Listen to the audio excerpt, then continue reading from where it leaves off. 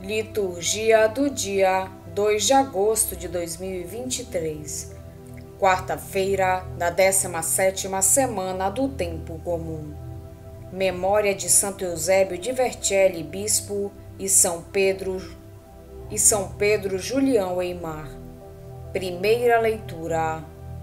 Leitura do livro do Êxodo. Quando Moisés desceu da montanha do Sinai, trazendo nas mãos as 2 tábuas da aliança, não sabia que a pele de seu rosto resplandecia por ter falado com o Senhor. Arão e os filhos de Israel, vendo o rosto de Moisés resplandecente, tiveram medo de se aproximar. Então Moisés os chamou, e tanto Arão como os chefes da comunidade foram para junto dele.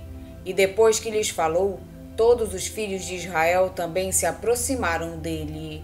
E Moisés transmitiu-lhes todas as ordens que tinha recebido do Senhor no monte Sinai. Quando Moisés acabou de lhes falar, cobriu o rosto com um véu. Todas as vezes que Moisés se apresentava ao Senhor para falar com ele, retirava o véu até a hora de sair. Depois saía e dizia aos filhos de Israel tudo o que lhe tinha sido ordenado. E eles viam a pele do rosto de Moisés resplandecer. Mas ele voltava a cobrir o rosto com o véu até o momento que entrava para falar com o Senhor. Palavra do Senhor. Graças a Deus. Salmo responsorial é o de número 98. Santo é o Senhor, nosso Deus. Exaltai o Senhor, nosso Deus, e prostrai-vos perante seus pés, pois é santo o Senhor, nosso Deus. Santo é o Senhor, nosso Deus. Eis Moisés e Arão entre os seus sacerdotes, e também Samuel invocava seu nome, e ele mesmo, o Senhor, os ouvia. Santo é o Senhor, nosso Deus. Da coluna de nuvem falava com eles, e guardavam a lei e os preceitos divinos, que o Senhor, nosso Deus, tinha dado. Santo é o Senhor, nosso Deus. Exaltai o Senhor, nosso Deus, e prostrai-vos perante o seu monte, pois é santo o Senhor, nosso Deus. Santo é o Senhor, nosso Deus. Evangelho de Jesus Cristo segundo São Mateus. Naquele tempo, disse Jesus à multidão: o reino dos céus é como um tesouro escondido no campo. Um homem o encontra e o mantém escondido. Cheio de alegria, ele vai, vende todos os seus bens e compra aquele campo. O reino dos céus também é como um comprador que procura pérolas preciosas. Quando encontra uma pérola de grande valor, ele vai, vende todos os seus bens e compra aquela pérola. Palavra da salvação. Glória a vós, Senhor. O tema dominante em Êxodo de 32 a 34 é a distância e a proximidade de Deus. Foca particularmente e remodela o tema da tenda da reunião, o lugar onde Deus vem para se comunicar com Moisés e com o povo. Essa tenda é agora como que colocada de lado, para sobressair a figura de Moisés como lugar privilegiado da revelação de Deus aos homens. Trata-se de uma adição pós-exílica, entre os séculos VI e V a.C., pertencente ao documento sacerdotal. Moisés desce do sinal com um rosto radiante e trazendo nas mãos as tábuas da lei. O povo não ousa aproximar-se dele, pois se sente tomado por um temor sagrado e por respeito. Moisés chama então Arão e os representantes do povo para lhes transmitir as ordens de Deus. Enquanto se encontra entre o seu povo, cobre o rosto com um véu. Pelo contrário, quando entra na tenda para dialogar com Deus, retira o véu. Moisés, o grande chefe, é aqui o revelador de Deus, através do resplendor do seu rosto e das tábuas da lei que convém à palavra de Deus. Aproximar-se de Moisés e escutar os seus ensinamentos é fazer experiência do divino e entrar no mistério de Deus. Como figura carismática, Moisés encarna todas as mediações da revelação divina. A ele se atribui a promulgação da lei e a autoridade da palavra de Deus. Neste texto, entrevemos a figura de Cristo glorioso na transfiguração, verdadeira manifestação do Salvador dos homens e imagem viva e luminosa de Deus invisível. Com respeito ao Evangelho, as parábolas do tesouro casualmente encontrado no campo e da pérola desejada e finalmente comprada acentuam a alegria daquele que compreendeu o valor do reino de Deus. Ambos os protagonistas vendem tudo o que têm para adquirirem o tesouro e a pérola, respectivamente. Mas o ensinamento fundamental não é o da entrega incondicional que o reino exige, com as respectivas renúncias. A palavra fundamental é cheio de alegria, referida ao homem comovido diante do excepcional achado no campo e da pérola de grande valor encontrada. Perante estas descobertas, todo o resto perde valor. Daí que nenhum esforço, nenhuma renúncia pareçam excessivos para obter tais bens. A nossa meditação pode partir, hoje, de um pormenor que lemos logo no primeiro versículo da primeira leitura. Moisés, enquanto descia ao monte, não sabia que a pele do seu rosto resplandecia, depois de ter falado com Deus. A leitura de ontem dava a entender que todo o povo de Deus podia fazer uma experiência semelhante à de Moisés, frequentando a tenda da reunião, que era acessível a todos aqueles que desejavam consultar o Senhor. E o encontro, a oração, o diálogo com Deus pode produzir em todos efeitos semelhantes aos que produziu em Moisés. Mas pode dizer-se mais: a contemplação, tal como a santidade, não é privilégio de alguns, mas é vocação comum de todos os cristãos.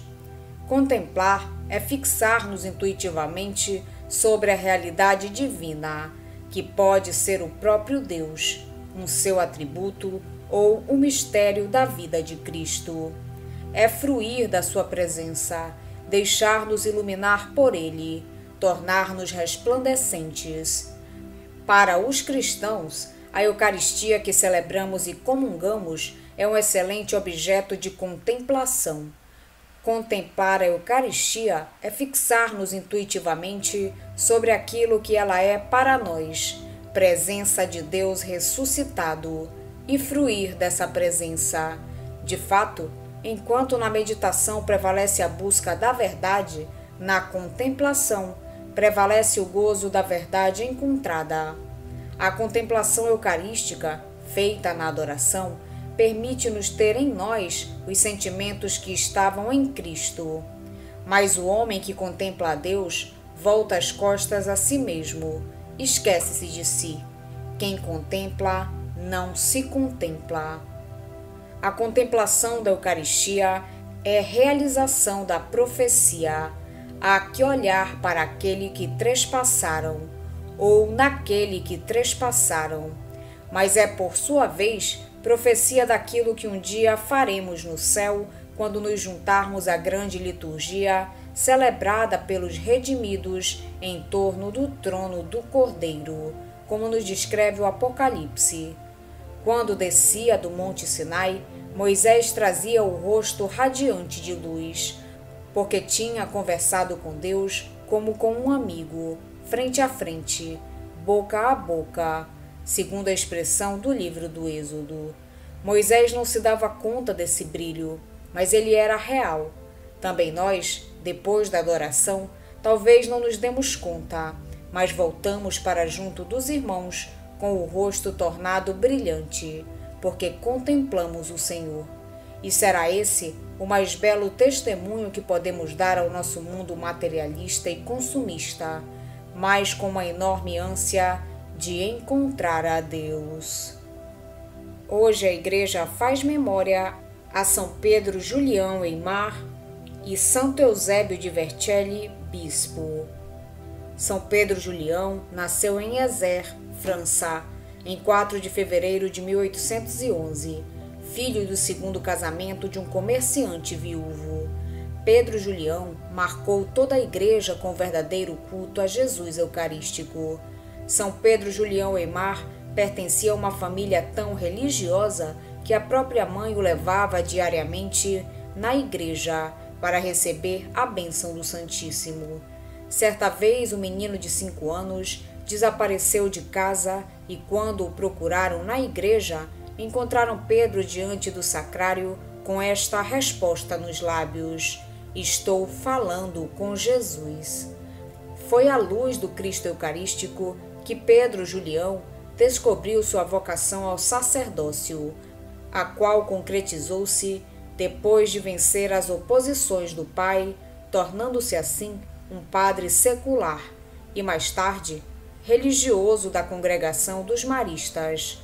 Como sacerdote secular, foi zelosíssimo, a ponto de ser comparado ao cura d'Ars. Passou a seguir 17 anos como religioso da Sociedade de Maria, chegando a ocupar cargos dos mais altos nessa família religiosa. Padre Aimar já notava que havia um certo distanciamento do povo da igreja. Algo precisava ser feito. Rezou muito, pediu conselhos aos superiores e para o próprio Papa Pio IX. Entretanto, percebeu que por meio do Instituto dos Maristas não poderia executar o que era preciso. Deixou o Instituto e foi para Paris. Lá, em 1856, com a ajuda do arcebispo de Paris, fundou a Congregação dos Padres do Santíssimo Sacramento e, depois de 3 anos, a Congregação das Irmãs de Nossa Senhora do Santíssimo Sacramento. Mais tarde, também fundou uma ordem terceira, em que leigos comprometem-se na adoração do Santíssimo Sacramento.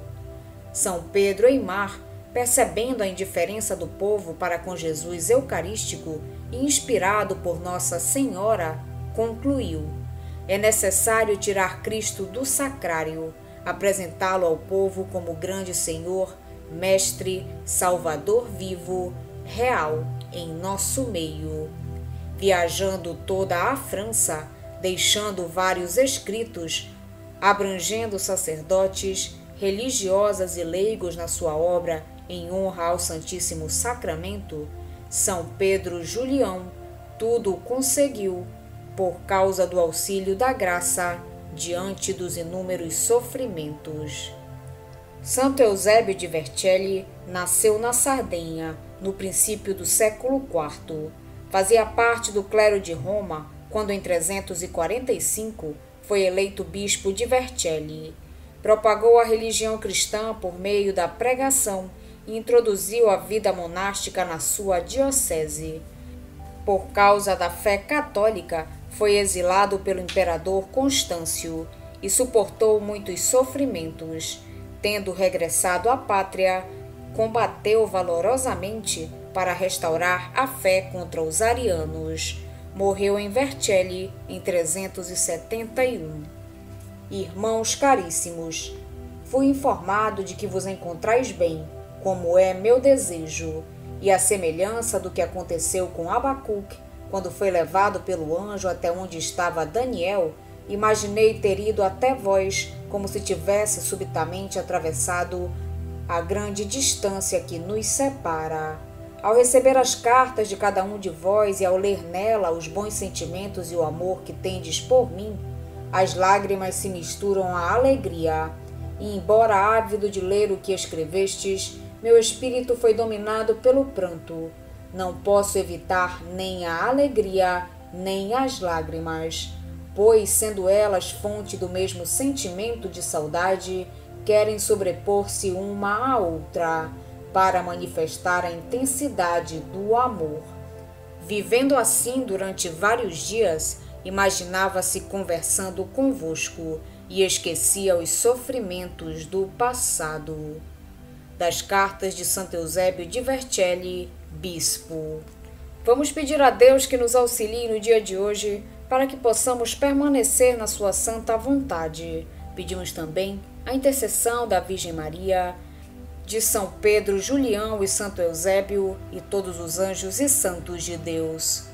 Pai nosso que estais nos céus, santificado seja o vosso nome.